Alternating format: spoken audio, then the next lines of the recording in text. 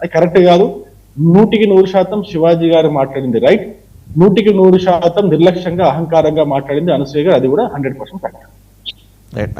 పాఠక్ యమునా పాఠక్ గారు చూశారు కదా, వాళ్ళ ముగ్గురు మాట్లాడారు, మాధవీలత కూడా వచ్చారు. ఆవిడ అంటే ఉన్న మసాలా సరిపోక ఆవిడ నేను ఇంకోటి యాడ్ చేశారు. షిడి సార్ మాధవీలత గారితో నేను మాట్లాడలేదు, మళ్ళీ నాకు అవకాశం ఇస్తే షూర్ షూర్ అది కూడా మాట్లాడారు.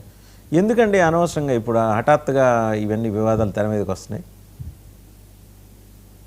నేను ఏమంటానంటానండి, we might all have freedom of speech, మనందరికీ కూడా ఉంది. కానీ బాధ్యతవంతంగా ప్రవర్తించాల్సిన నైతిక ఇది మనకు అందరికీ కూడా ఉంది. We also have ethical responsibility.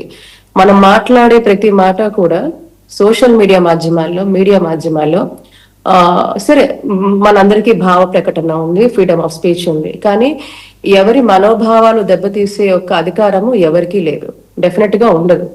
So ఏ దేవుణ్ణి పూజించాలి, ఏ దేవుణ్ణి పూజించద్దు అనే దాని మీద మనము ఎప్పుడు కూడా విమర్శనాత్మకంగా ఎప్పుడు కూడా మాటలు విడవాల్సిన అవసరం లేదు.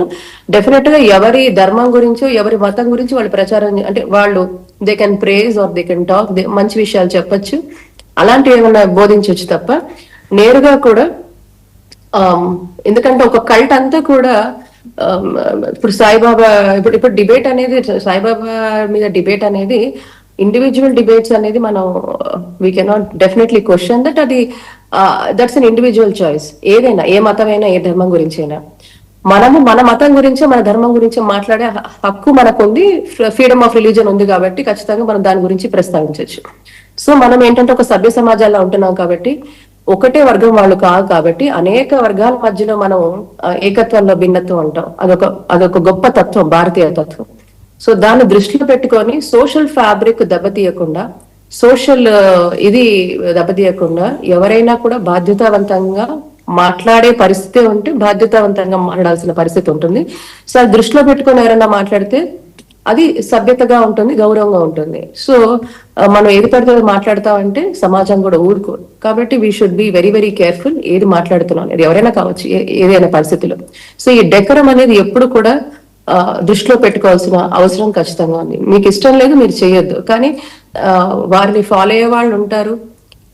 సో మీకు ఏమైనా రియల్ ఫ్యాక్ట్స్ ఉన్నాయా ఆధారాలతో సహా ఒక పబ్లిక్ డిబేట్ పెట్టండి. ఇగో నా దగ్గర ఇటువంటి చారిత్రాత్మక ఆధారాలు ఉన్నాయి, let's go for a public debate, let's invite people. ఒక వాదించండి, తర్కం కూడా మన దాంట్లో ఉంది. మంచి చెడు ఏదైనా కూడా డెఫినెట్ గా క్వశ్చన్ చేయడం అనేది ఉంటుంది.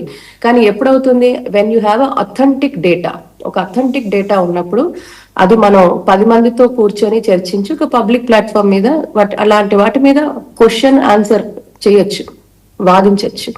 వాదన ప్రతివాదన ఉంటుంది. కాకపోతే ఇండివిజువల్ గా నాకు ఏది నచ్చితే అది నేను మాట్లాడతాను అంటే సభ్య సమాజం ఊరుకోదు.